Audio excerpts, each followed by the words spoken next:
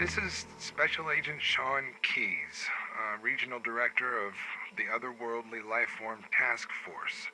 The date is February 23rd, 1996. After accepting this position, the team felt it would be a good idea to start recording my general thoughts for posterity. So, few people have been exposed to the kind of things I'll be seeing, and to be honest, I'm not sure if that's exciting or terrifying. Regardless, now that I've been fully debriefed, I can get to work investigating this fascinating species. Director Peter Keyes, my father, was part of the OWLF in 1987 when first contact was made with the Predator by a team of highly trained Special Forces soldiers in South America. And the Predator was disabled by the last surviving member of the team, triggering a powerful self-destruct mechanism. My father and his team interviewed the survivor extensively, while an OWLF survey team combed the blast area for any evidence. Besides some additional information on the species from the survivor, the team found very little to recover. It's been nearly 10 years since first contact, but I hold out hope that this is a sign of things to come.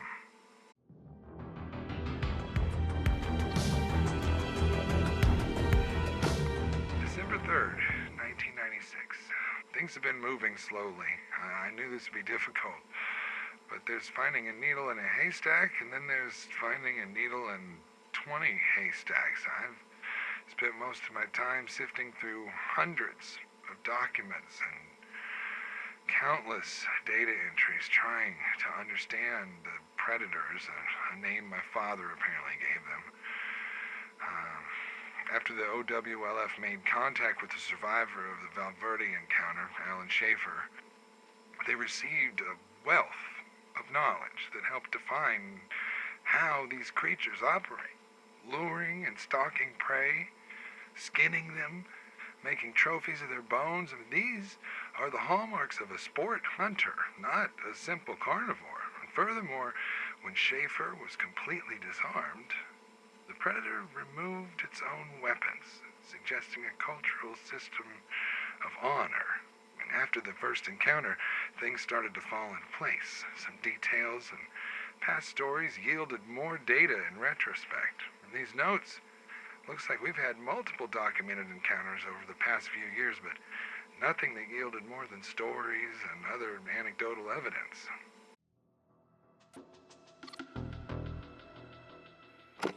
February 12th, 1997.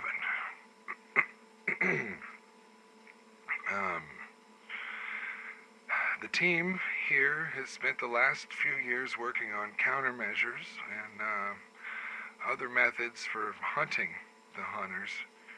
If we can get the jump on one of these bastards and catch it alive, the world would change forever. It's strange that nothing has ever been recovered from a predator encounter. No body, limb, even a finger has ever been found, although this isn't entirely surprising. The predator is perfectly designed for covert hunting. I mean, we can't see it because it employs advanced light-bending technology that renders it effectively invisible. However, it can see us perfectly through active infrared scanning. I mean, we're betrayed by our own natural body heat. Fortunately, the infrared isn't too advanced. Dutch Schaefer was able to evade the predator's sight by covering himself in cool mud. So this led the team to develop a bodysuit that similarly masks the wearer's infrared signature. And we're still working on ways to counteract the cloaking system, but recent efforts have been encouraging.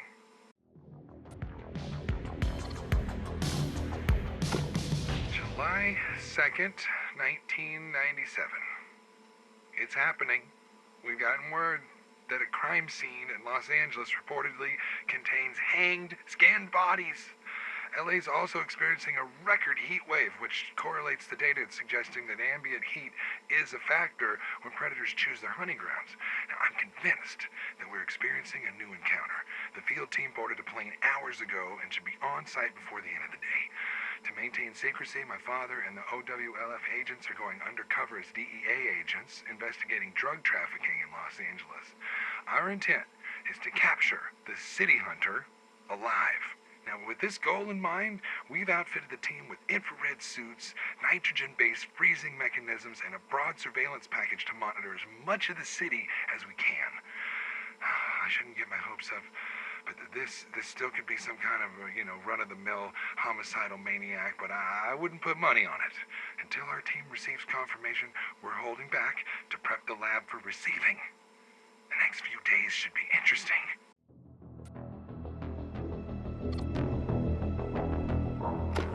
July 8th, 1997. I just received positive confirmation from the LA team. There is an active predator and its hunting ground is downtown Los Angeles. I still haven't fully processed that this is actually happening, but I need to, and fast. The surveillance team has been tracking its movements, developing a consistent pattern for how the alien hunts. The rest of the team has set a trap at a slaughterhouse in the warehouse district where the predator's been feeding. A helpful bit of information that confirms the hunting is solely for sport and not nutrition. The plan is to deploy countermeasures, then covertly assault a predator using the heat-dampening suits. It's a risky gambit, but with such a limited timetable, we have to take opportunity when we can. I think it's the best thing we just head to LA and establish a mobile lab so we can be ready the second predator's captured. If this goes to plan, we'll be involved in one of the most momentous moments in human history.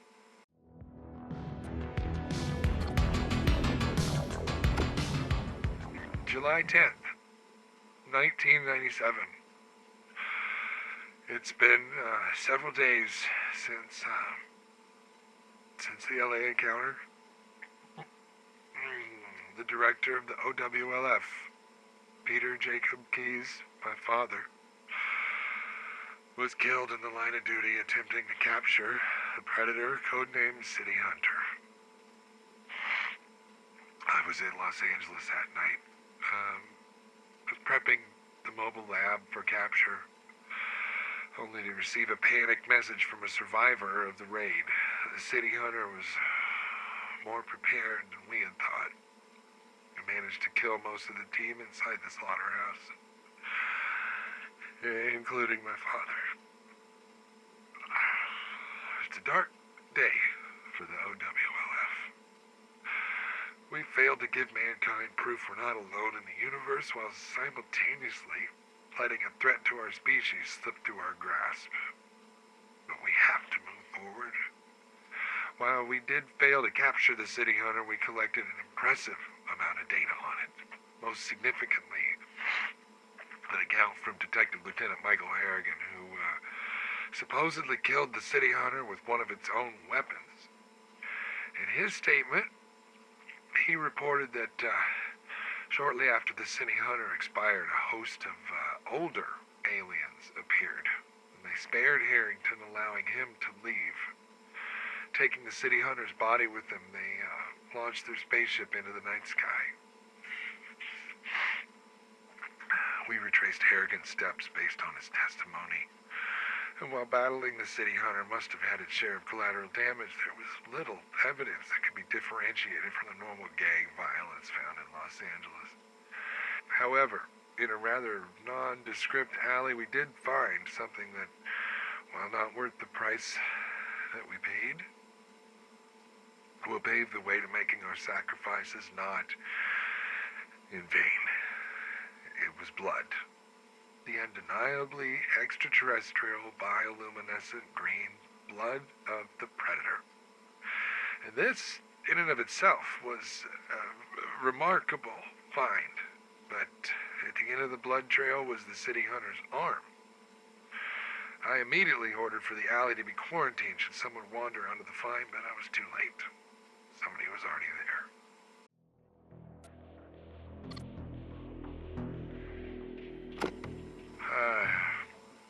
I tried to warn the stranger off with our cover story, but he just laughed from inside the shadows. I reached for my sidearm, but then the stranger lit a cigar, and in the sudden bloom of light, I recognized the face of Major Alan Dutch Schaefer. He was older, and he was thinner than the photos we'd had of him, but it was him. OWLF agents swarmed into the alley, but Dutch didn't resist. Did he mean to get caught, or did his curiosity get the better of him? It's hard to say. The last known whereabouts of Major Schaefer were in OWLF custody shortly after having been interviewed by my father, then Special Agent Peter Keyes, shortly after the Valverde incident. The last time I heard of Dutch was when he vanished from OWLF custody after my father had questioned him concerning the events in Valverde. But here he was, in the same place as another Predator attack. In the debriefing, he tells me everything, how he was good friends with my father and how he'd been unofficially let go to help hunt down and find these creatures. They've secretly been keeping tabs with each other over the last few years, sharing discoveries and leads to different Predator encounters in the attempts to stop this threat. After seeing the signs, he too showed up in LA to help track down the city hunter, but limited resources kept him from getting here in time to do anything. On July 11th, 1997, Dutch has been surprisingly helpful to our efforts. He knew my father, and he was sympathetic about his death. He offered to help us in exchange for funding and a team. Dutch would be our on-site agent for any alien incursion. And when he says he knows them and how they hunt, I believe him. If Dutch could start bringing back bodies, technology, even just first-hand accounts, we could make huge advancements. But before he left, Dutch brought out what I'd seen briefly in the alley. It was a collapsible spear, the same one the city hunter used against Harrington. He wanted to keep it as a down payment. While advanced, the spear was relatively rudimentary. I was reluctant to let it go, but it seemed like a good faith investment, though I doubt I could have stopped him anyway. The good news is that Dutch gave us a fully functioning alien helmet. Easily the better part of the bargain, besides the wealth of knowledge that the helmet and arm would bring us alone would change the course of history. My father's passing has, it's been difficult. But everything was finally coming together. It seems now that both Dutch and I are in this together. I don't know. It makes for a strange kind of closure, I guess.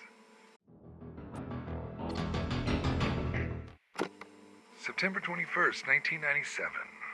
My father's associate and close friend, Agent Adam Garber, has been chosen to head up OWLF operations, and he's chosen me to help him directly with research and operational efforts. We managed to secure a massive extension to our funding after we presented the helmet and severed Predator arm. And after discussing it with Garber, I convinced him to keep Dutch and his crew off the record as much as possible, so Dutch can do so much more working alongside us than he ever could working for us officially. Appropriated funds for Dutch and his team have been marked as cleaning services. Studying the arm has revealed so much about the Predator physiology, and we are just now scratching the surface of what this helmet can do. There's also a damaged computer attached to the wrist, which must have been destroyed by whatever severed the arm. It'll be a slow process, deconstructing, analyzing, reverse engineering the alien technology, but every discovery will be monumental as we learn more and more from a species so much more advanced than our own. December 1st, 1997. We ran extensive genetic tests on the arm, the results of which could lead to huge medical breakthroughs. It also gave us clues to the atmospheric makeup of their homeworld and how viable it would be to sustain human life, should we ever find a way to get there. And judging by the elasticity of the skin, we think that the city hunter was a juvenile of the species. And this would line up with Detective Harrigan's account of the LA encounter. And with that in mind, one could theorize that its hunt may have been an initiation into adulthood. Carbon dating of the bone structure puts the city hunter's age at a minimum of 300 years, which draws into question the lifespan of a predator. If our assumptions are correct, we could be talking upwards of 1,000 years, possibly more. I mean, the mask is like a mundane utilitarian item to the predator, but the technology involved is staggering. Aside from the respiratory functions, the visor built into the mask is capable of displaying multiple visual frequencies. I mean, this explains how the city hunter found and killed the OWLF team in the slaughterhouse. I mean, we assumed that they only had access to infrared, but we were clearly wrong. What still confuses me, though, is how, with such extraordinary technology, the predators express a seemingly tribal culture. They have such a strong focus on honor, trophies, worthy opponents. I mean, things we've left behind as our own species has developed. I mean, is it possible that these technological advances were not developed by the predator species, but taken from another?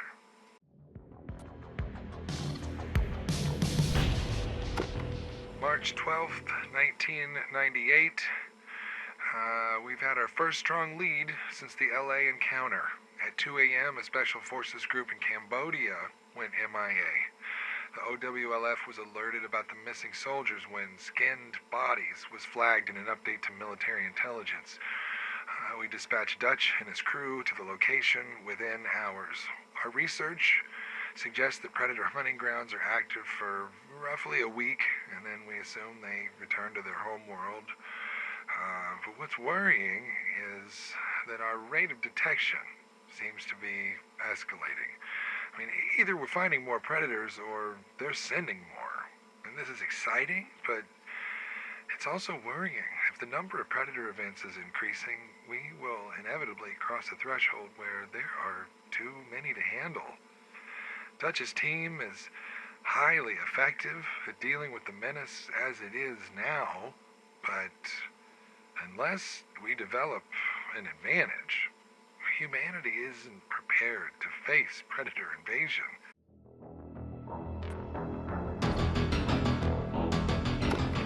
March 19th, 1999, Dutch's team managed to secure an intact piece of the predator weaponry. They tracked and killed the predator while somehow snagging its shoulder cannon before a group of elders showed up for the body exactly as it happened in LA. The elders either didn't know or didn't care that Dutch stole the gun, but goddamn, I'm glad we managed to keep it. I have the team running preliminary tests on composition and rudimentary functionality, and I'd like to get those nailed down before anyone thinks about attempting to fire it. And based on how Dutch describes it, there was a preternatural connection between the weapon and the predator itself, which would imply advanced biometric controls. Alternatively, there could be a more direct connection with the mask. I don't know. I mean, there's so many possibilities, but only time and rigorous testing will tell. What's of paramount importance is that we don't blow ourselves up along the way. It's April 4th, 2001, and while I've had basic training, I usually stay away from field duty. However, it seemed prudent to have first-hand knowledge of the predators, and as Dutch continues to prove himself as an expert tracker, well, I was guaranteed a sighting if I went on the next mission. I opted out of arming myself, as previous accounts describe predators sparing the unarmed. I guess killing the defenseless must be seen as dishonorable. After infiltration, we quickly walked into a guerrilla ambush. And at this particular moment, I regretted my decision to go unarmed, but I kept my head down while Dutch and his team did their work. And after the dust settled, we heard a deafening roar. And in the clearing stood a massive predator. It had no mask. It was staring Dutch down in complete silence. After what seemed like minutes, it let out another roar, and it charged us. And as it was closing in, the predator threw a knife that missed Dutch, but it grazed my arm. And unfazed, Dutch grabbed a spear from his back, and he thrust it into the predator's chest. But the spear must have missed any vital organs, as the predator continued to fight Dutch before escaping into the jungle. And minutes later, we felt the ground rumble as a spacecraft lifted into the air and then left the planet entirely. And while I paid for it in physical trauma, I'm glad to have seen it in person. I can't say I'm disappointed to see what I saw.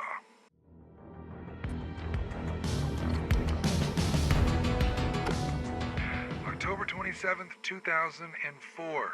We have officially secured a predator's body. Granted, it's pretty shot up, but it'll give us a wealth of information on their biology. I considered asking Dutch's team to look into less damaging methods of subduing the predator, but still Dutch and his team somehow achieved body exfiltration before it was intercepted or destroyed. So, while examinations of the body are ongoing, we're running parallel tests on the plasma caster weapon. No attempts at firing it have been made, as we are still trying to figure it out, and whether or not it's functional. My hope is we can obtain more of these weapons for comparison, which would hopefully lead to replicating the technology. And having the weapon of our enemy would dramatically increase our odds in an all-out conflict. July 8th, 2007. Today is the 10th anniversary of my father's death in Los Angeles. Because of his contributions to the OWLF, the very building I'm sitting in was named in his honor. Nothing stood in the way of his drive, his passion, and his desire to learn the secrets of the universe.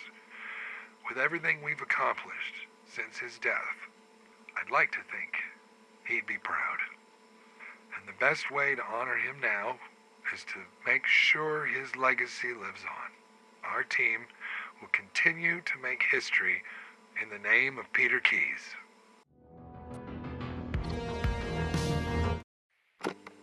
March 10th, 2008.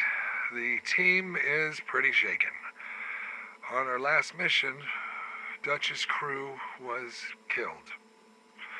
We dispatched his team to a hunting ground near a small village, but the entire village was empty. Investigating the scene revealed a fresh human skull and spine impaled and dangling on a predator's spear at the center of the village. And that's when all hell broke loose. The team could find no target, as one by one they were picked off. Dutch got the survivors into cover and offered himself up as a challenge as he drew his own spear. And within seconds, he stood face to face with a very unique predator. He described its armor as far more ornate, almost Egyptian in its regal design. Physically, it was slimmer, yet far more deadly than any previously encountered predator.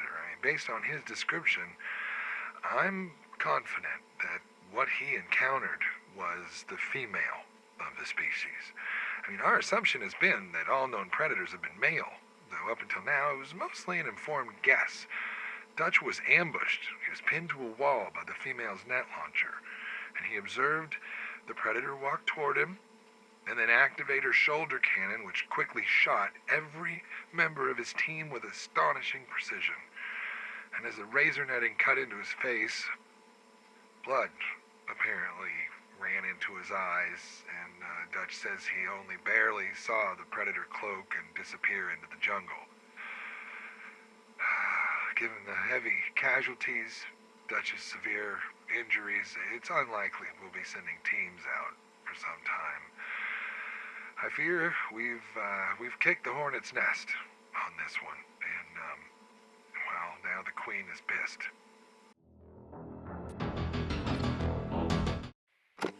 November 17th, 2008. For some time now, the medical team has been experimenting with technology devised from the Predator medical kit. Clearly predicting injury on their hunts, predators carry a small host of advanced medical devices. Now, while configured for predator physiology, the foundational technology is surprisingly universal, though nowhere near ready for human testing until March of this year.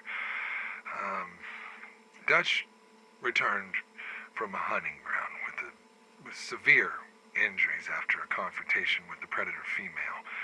The consensus was that he wouldn't survive, but with Dutch's consent, we used a host of experimental options to stabilize his condition, including a serum containing predator blood cells augmented with human DNA.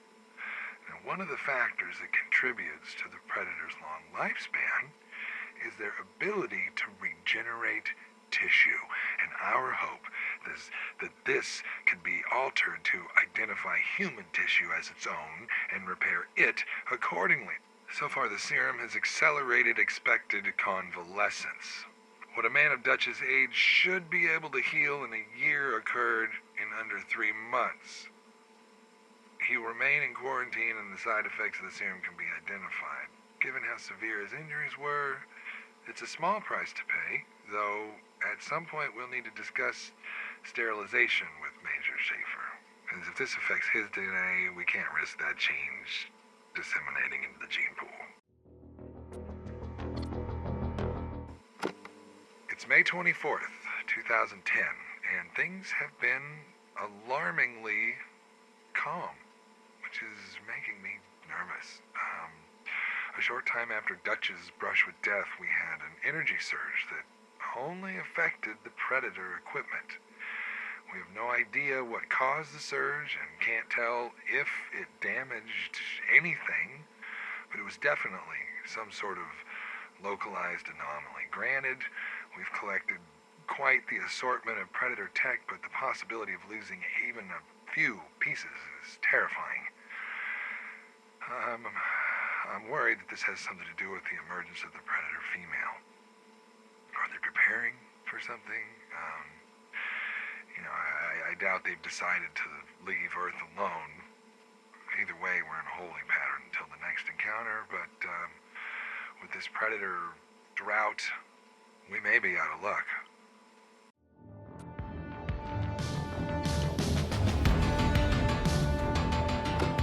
March 3rd, 2015. With predator encounters dwindling, our funding has been adjusted accordingly. I know the other intelligence branches have been eager to get our section closed, as they're not privy to what exactly we've been doing. And they know we're in research and development, but we haven't produced any weaponry or technology that's ready for deployment, which was a major incentive for getting the OWLF established. As far as they know, we're just a bunch of UFO lunatics chasing conspiracy theories. The technology that we've recovered would suffice, but there's so much more to what we do than just harvesting weapons for conventional warfare. Regardless, it seems we'll have to bite the bullet and do what we need to do to defend humanity. humanity against the predator threat. If we throw the government some of our lesser breakthroughs, maybe that will keep the wolf from the door. Either way, we'll need a live specimen to make further significant strides. It seems that every encounter with Dutch leads to a dead predator and broken gear, and that's only if another band of predators doesn't show up and take the body. Long story short, something needs to start happening soon, or the OWLF may have to shudder.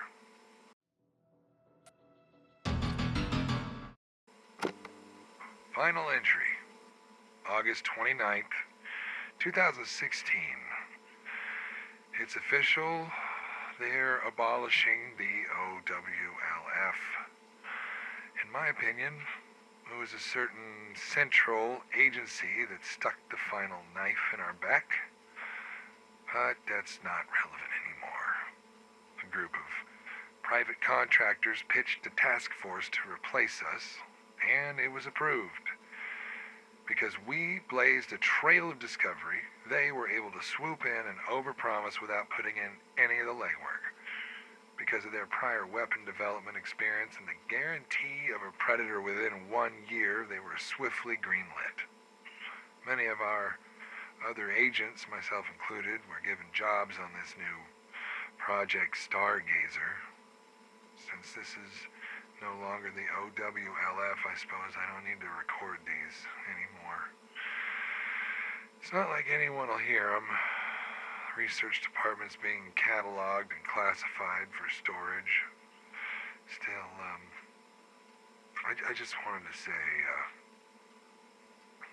I'm sorry, Dad. I'm sorry, Dad. I tried to keep it going. I really did. I tried to find a way to keep this from happening to anyone else. But it was too much.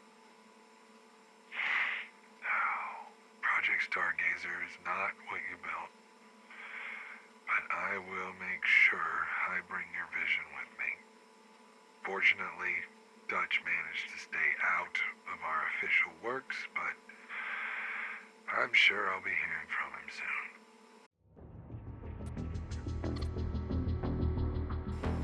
Dutch, it's Sean, and by the time you receive this recording, I will have joined Stargazer as head of xenobiology. I know you got reservations about Stargazer, so do I, but by offering me a position on this project, they've given us a window into their operations. After what they did to us, it's an opportunity that I have to take. I won't lie, it's more than just keeping an eye on the guys who shut down the OWLF. I want to be there for whatever discoveries they make. I need to know what they learn. I need to be there when they learn it. And I know I sound obsessed, and maybe I am. Maybe we both are. I mean, you couldn't walk away, and neither can I. But I'm not a soldier. I'm a scientist. I can't do what you can do. But I can do this. Additional tapes to follow. Sean Keyes out.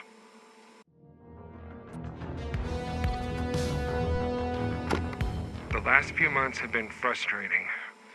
You'll be happy to know our efforts to sanitize OWLF headquarters were largely successful. Stargazer is years behind the curve regarding the alien threat, but that's all I can report. Xenobiology isn't as respected as it was in the OWLF. I mean, I submit research data, but I don't know what happens to it. They strangle all the interdepartmental communication, so the right hand has no idea what the left hand is doing. Directors seem either disinterested or incompetent. I mean, it's hard to tell. All inquiries outside their personal interests are ignored, leaving so much data and discovery untouched. Well, it's safe to say the only real directive here is provoking predator encounters. It's the only data I've submitted that's gotten any kind of traction. And I know I'm light on actionable intel, but sooner or later, it's just gonna hit the fan. And when it does, everything will come into sharp focus.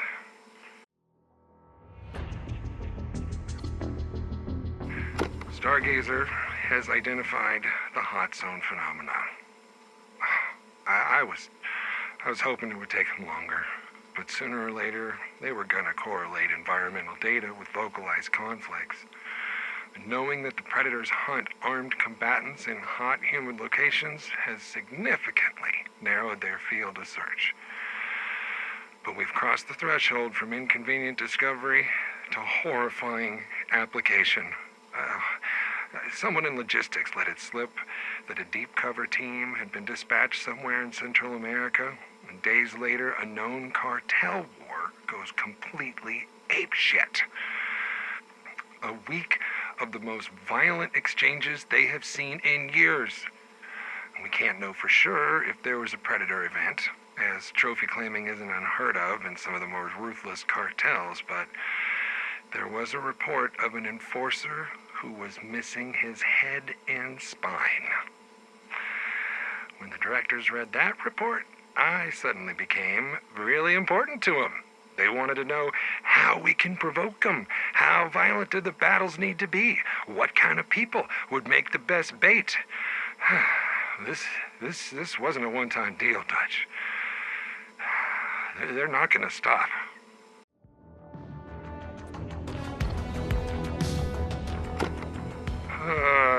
I have gotten myself into something here, and I don't know what to do. I was right. They've ramped up the use of provocation teams, not just in the Americas, but everywhere. I don't even know the full scope anymore. It's terrifying. I've been thinking about my dad a lot, hoping that if I put myself in his shoes, I might know what to do. We were a lot alike, but the ways that we were different, they're significant. Clearly, I've inherited his desire to be a part of the big picture, but the ways we go about it are night and day. You know, I mean, he was so worldly, so sure his next move was the right one, even when it wasn't the most ethical. Well, I'm not that man, but I'm starting to wish I was. I know it's not helpful to think like this. Look, I am who I am now, so I might not be him, but he taught me to work with what I have, not with what I wish I had, and to stand up and do the right thing, even if it means getting my hands dirty. I know taking down Stargazer is the right thing to do. And I don't know how dirty my hands can get, but I'm gonna find out.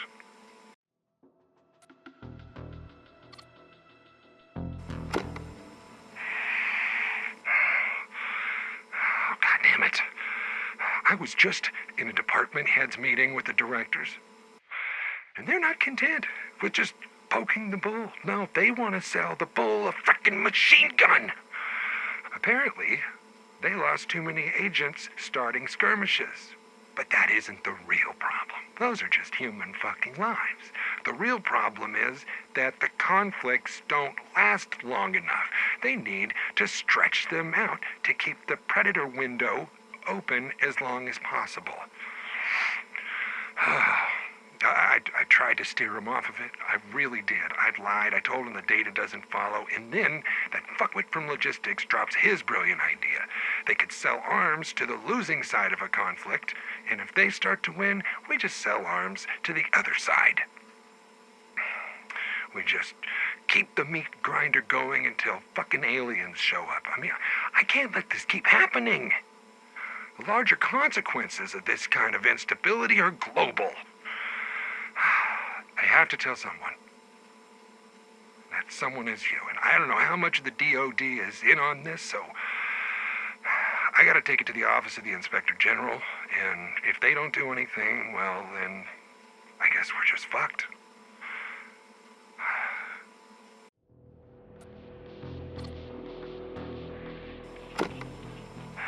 I'm gonna do it. I'm gonna do it. I'm gonna do it. I'm going to the OIG with everything I know. I'll need proof, so I've put a drive together with a copy of everything I could get my hands on. The only problem is getting it out. I mean, I am stripped and scanned by security when I arrive and when I leave. We're not allowed any personal items. Everything is provided by Stargazer. Oh, man. These recordings have been small enough to get out on a micro SD card. I've been hiding it under my tongue, but the amount of data I can have on the agency, well, that really requires something larger.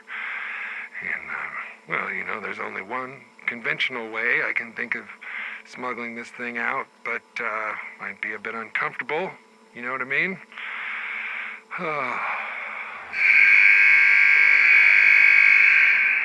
This is an alert. Code yellow. Security protocols have been elevated. Yellow? Confirmed contact! Shit! I gotta go!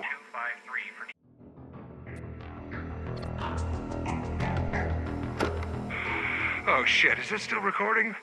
Oh, okay, cool, whatever. So, remember when I talked about the shit hitting the fan? Well, it hit the fan. And now we got shit everywhere. About 40 minutes before the alert, NORAD detected a high-altitude object appearing over northwestern Mexico. It maintained an erratic trajectory until it crashed some 26 kilometers southwest of El Fuerte. Normally, Stargazer isn't in the loop for a downed aircraft, but when I say it appeared over Mexico, I mean it wasn't there, and then it was, which suggests stealth technology. Drones dispatched over Mexican airspace provided aerial photography, but the crash site is heavily forested. Traeger is already boarding a cargo plane bound for El Fuerte with an extraction team, and that is all I know right now. Oh, Jesus, the last time we even got a glimpse of a Predator spacecraft was Los Angeles. Imagine what we could learn. Everything is potentially on the table here. Interstellar travel, long-term environmental, stealth tech, energy production. I mean, that's just the things I can imagine right now. I mean, who knows what impossible things might wait for us out there.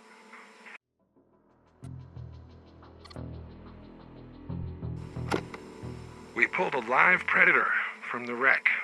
We brought it back here. It's in the lab. It's restrained and hopefully sedated. With everything I learned from the post-mortems in the OWLF, I took my best guess as to what would keep the specimen unconscious. It's all just so insane. We had protocols against this at OWLF. We do not retrieve live specimens. I mean, their whole fucking existence is a hostile, violent mystery to us. Why the hell would we bring one home? Oh, God, I wish I was excited. I should be excited, but I'm not. I mean, this might be an unpopular opinion, but after so many cadavers, there's only so much more a live specimen can tell you. I mean, whatever we could learn won't be worth the risk, especially not for me. The only thing of value to us in a live predator is in its head. Language, culture, intentions, interstellar knowledge, why they love skulls so much. I mean, that's the valuable stuff, but it's all too dangerous.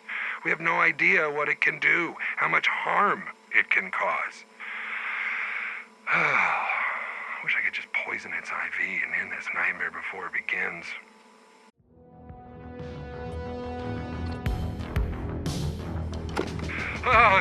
It woke up. Everything's fucked. Stargazer's down. The Predator escaped and we suffered heavy casualties. I took a stray round to the abdomen. It didn't pass through. I duct taped the wound, stopped the bleeding, but I'm guessing penetrating trauma to the bowel from what I can feel. Best case scenario, 3 hours maybe. I gotta get to a hospital. If I can make it. Shit, I'm sorry, Dutch. I kind of fucked this one up. Oh, focus. Come on, focus. Come on, Sean. Okay, here we go. If I don't make it, there's a flash drive duct taped to the toe of my left shoe. It's encrypted. Use the last active OWLF key we gave you to unlock it. Everything we need to take out Stargazer, whatever's left of it, it's on there. Oh, it was good knowing you, Dutch. If I don't see you again, I'll tell Dad you said hey.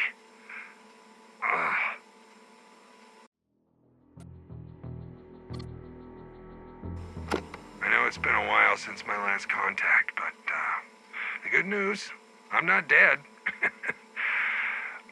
recovery took time, and my deposition to the OIG took longer.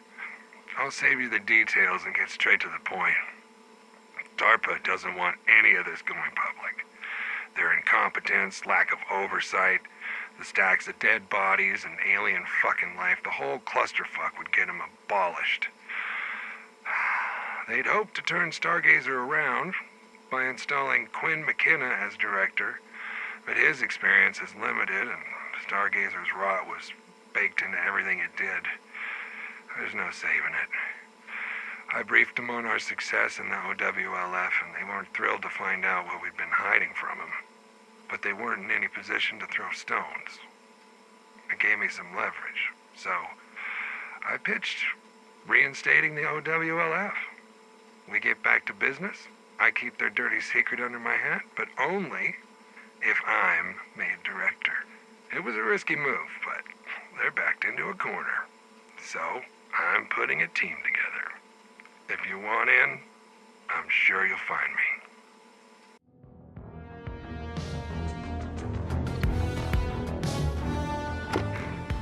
The OWLF is up and running. We got a skeleton crew right now, but we're growing fast. We've set up in Stargazer's old base, which is morbid, but is necessary. We need to break down their whole operation as we build up our own. Their tech and their resources were impressive, so we're taking those. But their records were shit. I can't tell if they were trying to hide things internally or just didn't care about protocol. Either way, this place is a rat's nest that'll take months to unravel. Externally, Stargazer isn't dead. I've received activity reports of continuing arms dealing using the same name. One of the little tidbits the OIG learned during their investigation was that many of the directors of Stargazer were former arms manufacturers or lobbyists for arms trade. We have no idea what kind of resources they had outside of Stargazer, but clearly it was enough to stay in business. I know it's been a long time, and I know you're hesitant about joining the OWLF, but we could really use you here. None of this is over. In fact, I think it's about to get much worse.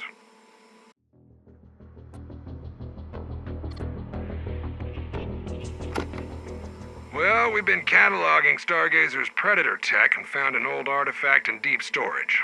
A gauntlet with the unusual name, Predator Killer. Preliminary tests were interesting at first.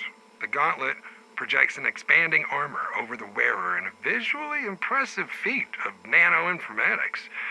But the tests proved the armor to be brittle and vulnerable to small arms fire. There's 6 independent targeting modules for 2 large plasma casters. Any attempt to charge and fire the weapons overloaded the suit, returning it to its nascent gauntlet form. Getting the gauntlet to remain active has been difficult. Whatever power source it uses is only good for about 24 seconds. And the best explanations we have is that we're looking at some kind of early prototype, one whose efficacy is still under review.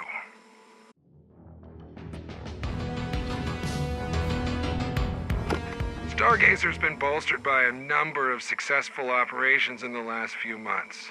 We'd hoped to strangle their funding until it dried up, but recent influxes of cash and resources has made them self-sufficient. Given the danger posed by Stargazer, we've been folded into a direct action coalition within a military project codenamed Voodoo. And they'll have the autonomy to deploy ad hoc into hotspots to deter Stargazer ops as they happen. The OWLF will work hand in glove with Voodoo should any extraterrestrial events occur. From what I've heard, this might be old news to you. There are rumors of some old jack soldier with an accent assisting Voodoo already. Looking at their roster, I've recognized a few guys from the old days. It's good to see you got eyes on the inside. I'm glad you just put a team together. The OWLF is, as always, a loyal friend.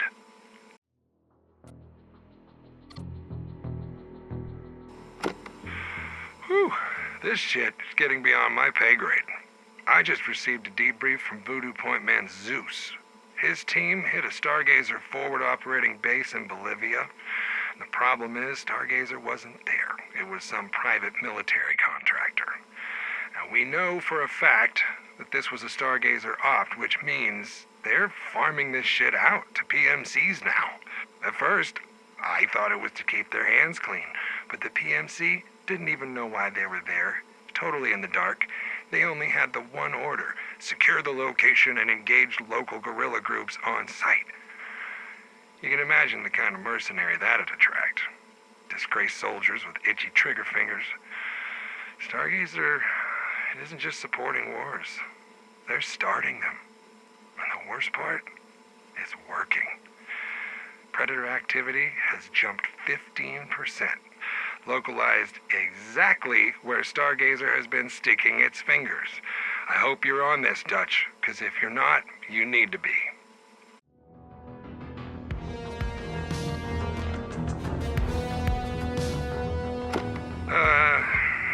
I thought about keeping this from you, but you deserve to know. Cleopatra was sighted in Sierra Leone. The intel's good. She's on Earth, Dutch. I'm telling you this, knowing I can't stop you from tracking her down. You got a score to settle, and I get that, but you need to think about the bigger picture. We can't afford to lose you. Through skill, bleeding-edge science, and dumb fucking luck, you are still alive. You've cheated death so many times. Please, for the rest of us, don't go after her alone. And if you have to go out there, cash in a few favors. Take the team. Hell, tell me what you need, and I'll get it. I'm just asking you. I'm begging you. Just let us have your back.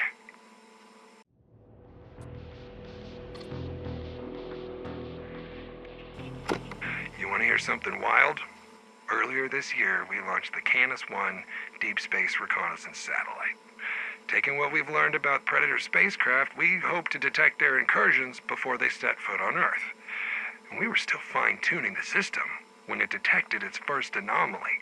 An object matching Predator design modes is passing Venus on an intercept course with Earth. Naval response teams have been mobilized to the projected landing zone, but it's not likely to land for another 36 hours, so we pointed every dish we could at it. And we got a signal. SATCOM identified Predator communications from the craft, but they're directed at Earth. For the first time, it seemed like they were trying to communicate with us. But the xenolinguistics told us that nothing in the feed made any sense. It was the Predator language, but reduced to 3 symbols. We thought the signal was corrupted, but thank God someone from cryptography was in the room. It wasn't random. It was Morse code. And when we parsed it out, it read, "I am human."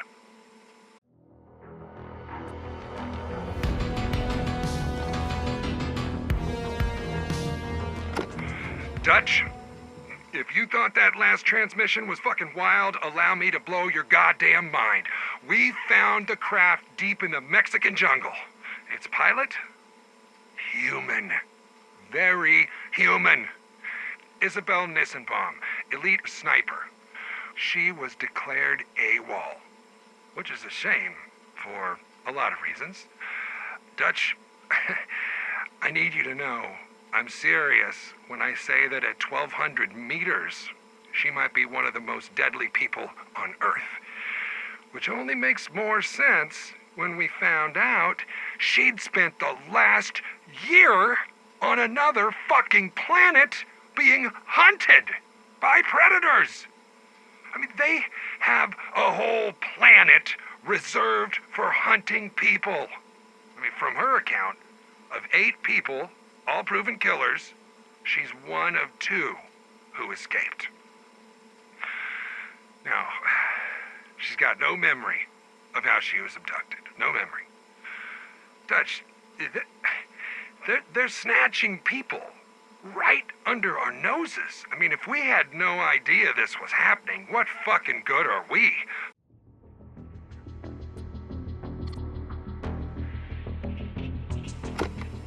We're losing this fight. For every dollar Stargazer spends stirring up shit, we spend 10 hunting them down to clean up their mess. We don't have the global presence needed to make a significant dent in their operations. International relations are so tense that by the time we get authorization to deploy, Stargazers already got what they wanted. We take out some of their guys or some dipshit PMCs, but their op is over. Counter operations are a no-go. Voodoo can only do so much, and their casualties are taking a toll on the whole outfit. We've looked at the numbers, and they're bad across the board. The DoD wants to replace the directors, and I can't think of a good reason why they shouldn't. Unless something unprecedented happens soon, the OWLF will be in new hands. And I don't know if I can stomach losing it again.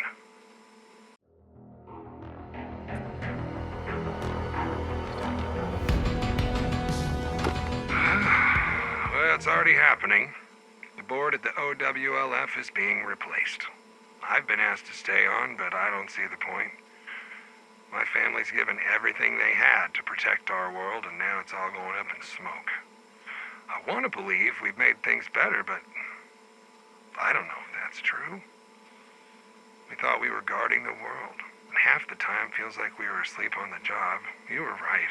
Government can't move fast enough to rise against such an existential threat. I think it's time to let go. Leave all of this behind. But I'm not done yet. And if anything, I'm more focused. When everything else fades away, the path becomes clear. And if you're gonna keep up this fight, then I want in. You're gonna need everyone you can get.